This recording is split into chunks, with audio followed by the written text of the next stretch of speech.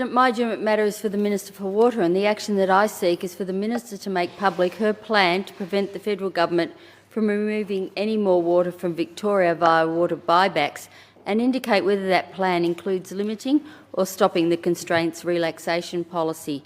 Northern Victoria is the food bowl of Australia, generating over $3 billion worth of farmgate produce every year and employing 35,000 people.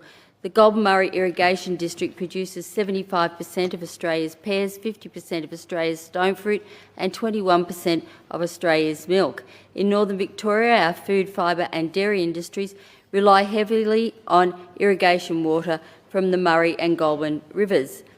The state government in Victoria has said it opposes the Commonwealth purchasing water entitlements, but its latest draft water plan makes clear that it plans to facilitate Commonwealth water buybacks by actively identifying irrigation areas with a view to closing them down.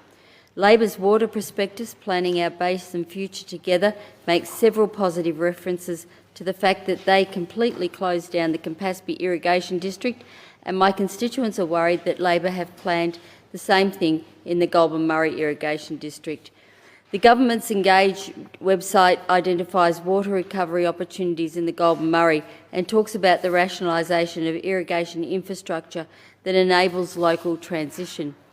These words sound fancy, but make no mistake, transition is code for closing down irrigation channels, closing down farms and threatening the future of horticulture in the area. Water deliveries to the Goulburn Murray Irrigation District have already dropped from a high of 2,100 gigalitres in 2001-02 to 730 gigalitres in 2023-24.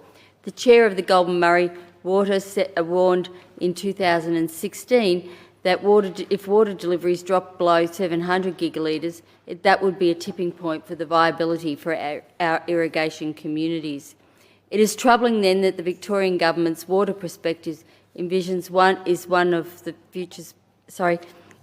in one of its future projections that a further 108 gigalitres will be taken for environmental use, which would affect 25% of the irrigation district and over 35,000 farmers.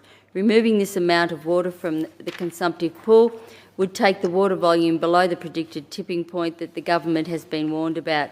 Taking that much water could end irrigation in the area and devastate farming communities, and this minister seems to have no plan for stopping that from happening. Due to natural and built constraints, there are limits to how much water can be delivered to the environment without inundating private property. There is no point in buying back water for the environment if that water can't actually be delivered. This government, however, has a constraints relaxation policy that will remove constraints and lead to flooding properties adjacent to the river.